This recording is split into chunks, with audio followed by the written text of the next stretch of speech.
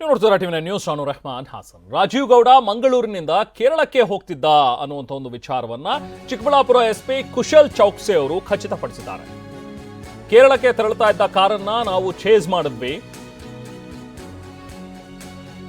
ಆಗ ಈತನನ್ನ ನಾವು ಅಲ್ಲಿಂದ ಬಂಧಿಸಿದ್ವಿ ಅನ್ನುವಂಥದ್ದನ್ನ ಚೌಕ್ಸೆ ಹೇಳಿದ್ದಾರೆ. KA03 MX 9108 ಈ ಕಾರ್ನಲ್ಲಿ ಈತ ಎಸ್ಕೇಪ್ ಆಗ್ತಾ ಇದ್ದ ಅಂತ ಕಾರನ್ನ ಟ್ರ್ಯಾಕ್ ಮಾಡಿದಾಗ ಆರೋಪಿಗಳು ಬಲೆಗೆ ಬಿದ್ದಿದ್ದಾರೆ. ರಾಜೀವ್ ಗೌಡ ತನಿಖೆಗೆ ಸಹಕಾರ ನೀಡ್ತಾ ಇದ್ದಾರೆ ಅನ್ನುವಂಥದ್ದನ್ನ ಕೂಡ ಹೇಳಿದ್ದಾರೆ. ಆದರೆ ರಾಜೀವ್ ಗೌಡ ಪತ್ನಿ ತನಿಖೆಗೆ ಸಹಕರಿಸಿರಲಿಲ್ಲ ಅನ್ನುವಂಥದ್ದನ್ನ ಕೂಡ ಕೌಶಲ್ ಚೌಕ್ಸೆ ಅವರು ಹೇಳಿದ್ರು. 14th ಜನವರಿ 2026ಗೆ ಒಂದು FIR ರಿಜಿಸ್ಟರ್ ಆಗಿತ್ತು ಈವ್ನಿಂಗ್ ಟೈಮಲ್ಲಿ. ಬೇಸಿಕ್ಲಿ ನಮ್ಮ ಶಿಲ್ಘಟ್ಟ ಪೌರಾಯುಕ್ತ ಅಮೃತ ಗೋಳರ್ ಅವ್ರಿಗೆ ಫೋನಲ್ಲಿ ಬೈದಿದ್ದಾರೆ, ಈ ಥರದ್ದು ಒಂದು ಕಂಪ್ಲೇಂಟ್ ಇತ್ತು. ಆ ವಿಚಾರ ಬಗ್ಗೆ ನಾವು ಅಗ್ರಿವೇಟೆಡ್ ಕ್ರಿಮಿನಲ್ ಇಂಟಿಮಿಡೇಷನ್ದು FIR ಮಾಡಿ ಆ ಕೇಸಲ್ಲಿ ಆರೋಪಿ ರಾಜೀವ್ ಗೌಡ ಅವ್ರ ಮೇಲೆ FIR ಆಗಿತ್ತು ಆ ದಿನ. ಆಮೇಲಿಂದ ಈ ಕೇಸ್ ರಿಜಿಸ್ಟರ್ ಆದಮೇಲಿಂದ ನಾವು ಅವ್ರಿಗೆ ಸಿಕ್ಯೂರ್ ಮಾಡೋಕ್ಕೆ, ಟ್ರೇಸ್ ಮಾಡೋಕ್ಕೆ ಎಫರ್ಟ್ಸ್ ಮಾಡಿದ್ದೀವಿ. 14th ಯಾವಾಗ FIR ಆಯಿತು, ಆಮೇಲಿಂದ ಮೊದಲಿಂದ ಇವರು FIR ಆಗೋಕ್ಕೆ ಮುಂಚೆಯಿಂದ ಇವರು ಬೆಂಗಳೂರು ಬಿಟ್ಟು ಬೇರೆ ಬೆಂಗಳೂರು ಆಫೀಸ್ ಮನೆ ಬಿಟ್ಟು ಬೇರೆ ಯಾವುದು ದಾರಿಗೆ ಹೋಗಿದ್ದಾರೆ, ಈ ಥರ ಮಾಹಿತಿ ಇತ್ತು.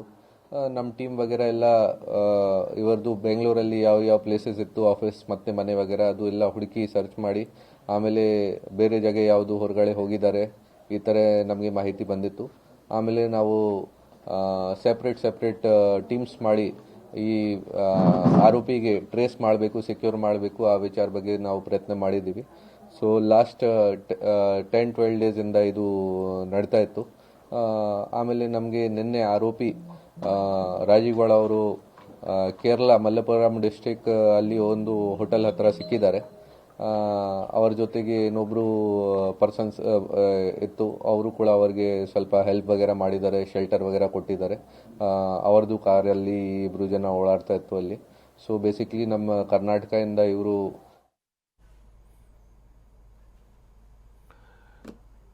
ನಿನ್ನೆ ರಾಜೀವ್ ಗೌಡನನ್ನ ಅರೆಸ್ಟ್ ಮಾಡಲಾಯಿತು. ಆತ ಕೇರಳಕ್ಕೆ ಎಸ್ಕೇಪ್ ಆಗ್ತಾ ಇದ್ದ ಅನ್ನುವಂಥದ್ದು ವಿಚಾರ. ಮಂಗಳೂರಿನಿಂದ ಕೇರಳಕ್ಕೆ ಹೋಗುವಾಗ ಪೊಲೀಸರ ದಿಕ್ಕು ತಪ್ಪಿಸೋದಕ್ಕೂ ಕೂಡ ಆತ ಪ್ರಯತ್ನ ಪಟ್ಟಿದ್ದ ಅಂತೇಳಿ ಆತನ ಕಾರನ್ನು ರೈಲ್ವೆ ಸ್ಟೇಷನ್ ಬಳಿ ನಿಲ್ಲಿಸಿ ನಂತರ ಆತ ಒಬ್ಬ ಉದ್ಯಮಿಯ ಕಾರನ್ನು ತಗೊಂಡು ಪರಾರಿಯಾಗಿದ್ದ. ಈಗ ಅದಕ್ಕೆ ಸಂಬಂಧಪಟ್ಟಂತೆ ಕಾರ್ ಕೊಟ್ಟಿದ್ದಕ್ಕೆ ಜೊತೆಗೆ ಆಶ್ರಯ ಕೊಟ್ಟಿದ್ದಕ್ಕೆ ಆ ಉದ್ಯಮಿಯನ್ನ ಕೂಡ ಈಗ ವಶಕ್ಕೆ ಪಡೆದಿದ್ದಾರೆ. ಇದಕ್ಕೆ ಸಂಬಂಧಪಟ್ಟಂತೆ ಕೌಶಲ್ ಚೌಕ್ಸೆ ಅವ್ರ ಜೊತೆಗೆ ಚಿಕ್ಕಬಳ್ಳಾಪುರ SP ಅವ್ರ ಜೊತೆಗೆ ಮಾತಾಡಿದ್ದಾರೆ ನಮ್ಮ ಪ್ರತಿನಿಧಿ. ಬನ್ನಿ ಏನು ಹೇಳ್ತಾರೆ ನೋಡೋಣ. ಚಿಕ್ಕಬಳ್ಳಾಪುರ ಪೊಲೀಸರು ಕೊನೆಗೂ ಆರೋಪಿಯನ್ನು ಬಂಧಿಸಿ ಈಗ ತಮ್ಮ ವಶಕ್ಕೆ ಪಡೆದುಕೊಂಡಿದ್ದಾರೆ. ಈ ಕುರಿತು ನಮ್ಮ ಜೊತೆ ಮಾತನಾಡೋದಕ್ಕೆ ಚಿಕ್ಕಬಳ್ಳಾಪುರ SP ಕುಶಲ್ ಚೌಕ್ಸೆ ಅವರಿದ್ದಾರೆ. ಏನು ಹೇಳ್ತಾರೆ ಅಂತೇಳಿ ತಿಳ್ಕೊಳ್ತೀನಿ. ಸರ್, ಆ ಪ್ರಕರಣ ಯಾವತ್ತು ದಾಖಲಾಗಿತ್ತು, ಏನದ ಪ್ರಕರಣ ಸರ್?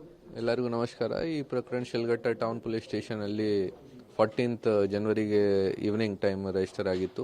ಟೋಟಲ್ 7 FIR ಆಗಿತ್ತು. ಅದನ್ನು ಒಂದು ಪೌರಾಯುಕ್ತದವರು ಅವರು ಕೊಟ್ಟಿದ್ದಾರೆ ಕಿ ನಮಗೆ ಫೋನಲ್ಲಿ ಆರೋಪಿಗಳು ಈ ಥರ ಬೈದಿದ್ದಾರೆ. ಅದು ಒಂದು ಅಗ್ರಿವೇಟೆಡ್ ಕ್ರಿಮಿನಲ್ ಇಂಟಿಮಿಡೇಷನ್ದು ಒಂದು FIR ಇತ್ತು. ಇನ್ನೊಂದು JDS ಮುಖಂಡರ ಕಡೆಯಿಂದ ಒಂದು FIR ಇತ್ತು. ಆ 2 FIR ಆದಮೇಲೆ ನಾವು ಆರೋಪಿ ಪತ್ತೆ ಮಾಡೋಕ್ಕೆ ಪ್ರಯತ್ನ ಮಾಡಿದ್ದೀವಿ. ಸರ್, ಗೊತ್ತಿರುವ ಆರೋಪಿ, ತೀರಾ ಪರಿಚಯಸ್ಥ ಆರೋಪಿಯನ್ನು ಬಂಧಿಸೋದಕ್ಕೆ ಇಷ್ಟೊಂದು ವಿಳಂಬ ಆಗಿದೆ ಯಾಕೆ ಸರ್? ಪೊಲೀಸ್ ಹುಡುಕ್ತಾ ಇದ್ದಾರೆ, ಅದು ಅವರಿಗೆ ಕೂಡ ಅವ್ರ ಗಮನಕ್ಕೆ ಇದೆ. ಸೊ ಡೆಫಿನೆಟ್ಲಿ ಅವರು ಪ್ರಯತ್ನ ಮಾಡ್ತಾರೆ ಕಿ ನಾವು ಬೇರೆ ಜಾಗ ಹೋಗಬೇಕು, ಬೇರೆ ಜಾಗ ಹೈಡ್ ಮಾಡಬೇಕು. ಸೊ ಅದೇ ಕಾರಣ ಬಗ್ಗೆ ನಮ್ಮ ಸೈಡಿಂದ ನಾವು ಫಸ್ಟ್ ಡೇಯಿಂದ ಪ್ರಯತ್ನ ಮಾಡಿದ್ದೀವಿ. ಬಟ್ ಟೆಕ್ನಿಕಲ್ ಅನಾಲಿಸಿಸ್ ಬೇಸಿಸ್ ಮೇಲೆ ನಮಗೆ ಸಿಕ್ಕಿದೆ. ಆರೋಪಿ ಸಾಮಾನ್ಯ ಆರೋಪಿ ಅಲ್ಲ ಅಂತ, ನೊಟೋರಿಯಸ್ ಅಂತ. ಹೇಗೆ ನೊಟೋರಿಯಸ್ ಅಂದರೆ ಯಾವ ಥರ ಕ್ರಿಮಿನಲ್ ಸರ್? ನೋಡಿ, ಅವ್ರ ಮೇಲೆ ಬೇರೆ ಕೇಸಸ್ ಕೂಡ ಇದೆ. ಅಟ್ರಾಸಿಟಿ ಕೇಸಸ್ ವಗೇರೆ ಆಗಿತ್ತು ಮೊದಲೇ. ಆಮೇಲೆ ಫೈನಾನ್ಷಿಯಲ್ ಫ್ರಾಡ್ ವಗೇರೆ ಅದು ಕೇಸಸ್ ಇದೆ. ಅದೆಲ್ಲ ಕೇಸಸ್ ಹಳೆ ಕೇಸಸ್ ಇದೆ. ನಾವು ಈಗ ನಮ್ಮ ಕೇಸ್ ಏನಾಗಿದೆ ಅದು ಆ ಕೇಸ್ ಮೇಲೆ ಫೋಕಸ್ ಮಾಡ್ತಾ ಇದ್ದೀವಿ. ಸರ್, ಈ ಆರೋಪಿಯನ್ನು ಎಲ್ಲಿ ಬಂಧಿಸಿದ್ರಿ, ಹೇಗೆ ಬಂಧಿಸಿದ್ರಿ ಸರ್? ಈ ಆರೋಪಿಗೆ ನಾವು ನಿನ್ನೆ ಮಲ್ಲಪುರಂ ಡಿಸ್ಟ್ರಿಕ್ಟ್ ವ್ಯಾಜಿ ಕಡುಬು ಒಂದು ಜಾಗ ಇದೆ, ಆ ಟೌನ್ ಪಕ್ಕದಲ್ಲಿ ಒಂದು ಹೋಟೆಲ್ ಹತ್ರ ನಮಗೆ ಸಿಕ್ಕಿದ್ದಾರೆ ನಿನ್ನೆ 4:30. ಇವ್ರ ಜೊತೆಗೆ ಇನ್ನೊಬ್ರು ಇವ್ರ ಫ್ರೆಂಡ್ ಇತ್ತು. ಆ ಇಬ್ರು ಜನಗೆ ನಾವು ಕರ್ಕೊಂಡ್ ಬಂದಿದ್ದೀವಿ. ಅಂದ್ರೆ ಇವರು ರೈಲ್ವೆ ನಿಲ್ದಾಣದಲ್ಲಿ ಕಾರ್ ಬಿಟ್ಟಿದ್ರು, ಆದರೆ ಇವರು ರೈಲ್ನಲ್ಲಿ ಪರಾರಿಯಾಗಿಲ್ಲ, ಕಾರ್ನಲ್ಲಿ ಮಾತ್ರ ಪರಾರಿಯಾಗಿದ್ದು. ಈಗ ನಮ್ಮ ಇನ್ವೆಸ್ಟಿಗೇಷನ್ ಪ್ರಕಾರ ಈಗ ನಮಗೆ ಏನು ಮಾಹಿತಿ ಇದೆ ಆ ಪ್ರಕಾರ ಓನ್ಲಿ ಬೈ ರೋಡಿಗೆ ಹೋಗಿದ್ದಾರೆ, ಬೈ ಟ್ರೈನ್ ಯಾವುದು ಜಾಗ ಹೋಗಲಿಲ್ಲ. ಬಟ್ ಯಾವುದು ಬೇರೆ ಏನು ಮೋಡ್ಸ್ ಆಫ್ ಟ್ರಾನ್ಸ್ಪೋರ್ಟ್ ಯೂಸ್ ಮಾಡಿದ್ದಾರೆ ಅದು ಕೂಡ ಚೆಕ್ ಮಾಡ್ತೀವಿ ನಾವು. ಸರ್ ದೂರುದಾರೆ ಶಿಡ್ಲಘಟ್ಟ ನಗರ ಠಾಣೆಗೆ ಇದು ಆ್ಯಸಿಡ್ ಎರಚಿ ಬೆದರಿಕೆ ವಿಚಾರದಲ್ಲಿ ಒಂದು ಪತ್ರ ಕೊಟ್ಟಿದ್ದಾರೆ, ಮತ್ತು ಅದಕ್ಕೆ ದೂರು ಕೊಟ್ಟಿದ್ದಾರೆ, ಮತ್ತು ಅದೇ ದೂರುದಾರೆ ರಕ್ಷಣೆ ಕೋರಿ ಪೊಲೀಸರಿಗೆ ಪತ್ರ ಕೊಟ್ಟಿದ್ದಾರೆ. ತಾವು ಏನು ಕ್ರಮ ಕೈಗೊಂಡಿದ್ದೀರಿ ಸರ್? ನಾವು ಫಸ್ಟ್ ಆಫ್ ಆಲ್ ಪೌರಾಯುಕ್ತ ಅವ್ರ ಜೊತೆ ಫಸ್ಟ್ ಡೇಯಿಂದ ಕಾಂಟ್ಯಾಕ್ಟಲ್ಲಿ ಇದ್ದೀವಿ. ಅವ್ರಿಗೆ ಏನೇನು ಸಹಾಯ ಬೇಕು ನಮ್ಮ ಕಡೆಯಿಂದ ನಾನು ಕೂಡ ಪರ್ಸ್ನಲಿ ಮಾತಾಡಿದ್ದೀನಿ, ಮತ್ತು ನಮ್ಮ DC ಸಾಹೇಬರು ಕೂಡ ಅವ್ರ ಜೊತೆ ಮಾತಾಡಿ ನಮ್ಮ ಕಡೆಯಿಂದ ಏನು ಹೆಲ್ಪ್ ಬೇಕು ಅದು ಮಾಡ್ತಾ ಇದ್ದೀವಿ ನಾವು. ಜೊತೆಗೆ ನಮ್ಮ DSP ಚಿಂತಾಮಣಿ ಅವರು ಕೂಡ ರೆಗ್ಯುಲರ್ ಆಗಿ ಕಾಂಟ್ಯಾಕ್ಟಲ್ಲಿ ಇದ್ದಾರೆ.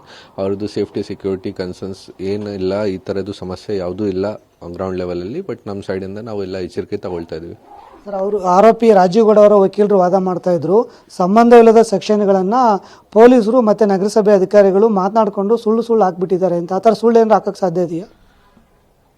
ನೋಡಿ, ಆ ಥರ ನಮಗೆ ಏನು ಕಂಪ್ಲೇಂಟ್ ಬಂದಿದೆ, ರೈಟಿಂಗಲ್ಲಿ ಕಂಪ್ಲೇಂಟ್ ಕೊಡ್ತಾರೆ ಕಂಪ್ಲೇಂಟ್. ನಮಗೆ ಕಂಪ್ಲೇಂಟ್ ರೈಟಿಂಗಲ್ಲಿ ಏನು ಕಂಪ್ಲೇಂಟ್ ಕೊಟ್ಟಿದ್ದಾರೆ ಮತ್ತು ಆ ಆಡಿಯೋ ಕ್ಲಿಪ್ ಅಲ್ಲಿ ಏನೇನು ಮಾತಾಡಿದ್ದಾರೆ ಆ ವಿಚಾರ ಬಗ್ಗೆ ಏನು ಹಾಕಬೇಕಿತ್ತು ಅದು ನಾವು ಹಾಕಿದ್ದೀವಿ.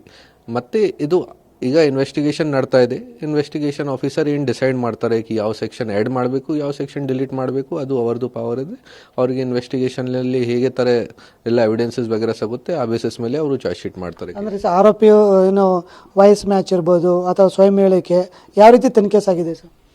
ಅದು ಈಗ it is in very initial stages of ಇನ್ವೆಸ್ಟಿಗೇಷನ್ಗೆ ಈಗ ಅರೆಸ್ಟ್ ಆಗಿದ್ದಾರೆ. ಸೊ ಮುಂದೆ ಇನ್ವೆಸ್ಟಿಗೇಷನಲ್ಲಿ ಏನೇನು ಮಾಡಬೇಕು ಎಲ್ಲ ಕ್ರಮ ತಗೋತಾರೆ ನಮ್ಮ ಇನ್ವೆಸ್ಟಿಗೇಷನ್. ಪ್ರಕರಣದಲ್ಲಿ ಎಲ್ಲ ಒಂದು ಕಡೆ ಸಾರ್ವಜನಿಕವಾಗಿ ಮಾತಾಡ್ತಿದ್ದು ರಾಜಕೀಯ ಪ್ರಭಾವಿ ರಾಜಕಾರಣಿಯವರ ರಾಜ್ಯಗಳನ್ನ ಸೇವ್ ಮಾಡ್ತಾ ಇದ್ದಾನೆ, ಪೊಲೀಸರ ಮೇಲೆ ಒತ್ತಡ ಆಗ್ತಾ ಇರುತ್ತೆ, ಈ ರೀತಿ ವದಂತಗಳು ಹಬ್ಬಿತ್ತು. ಇದಕ್ಕೇನು ಹೇಳ್ತೀರಿ?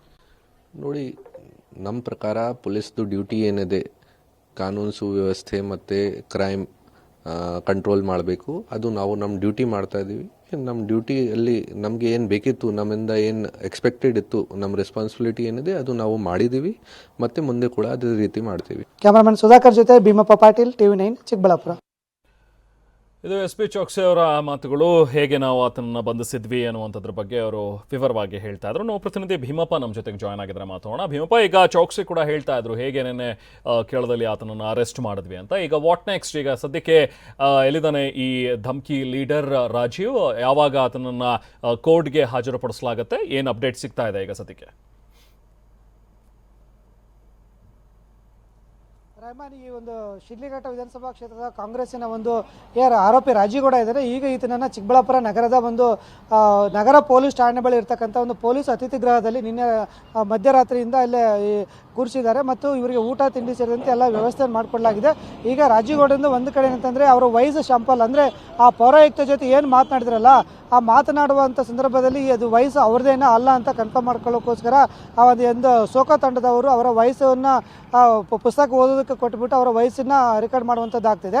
ಮತ್ತೊಂದು ಕಡೆ ಈ ಪ್ರಕರಣದ ಒಂದು ತನಿಖೆಯನ್ನು ಈಗ ಶಿಡ್ಲಘಟ್ಟ ವೃತ್ತ ನಿರೀಕ್ಷಕರಾದಂಥ ಆನಂದ್ ಕುಮಾರ್ ಅವರ ನೇತೃತ್ವದಲ್ಲಿ ಆ ತನಿಖೆ ನಡೀತಾ ಇದೆ.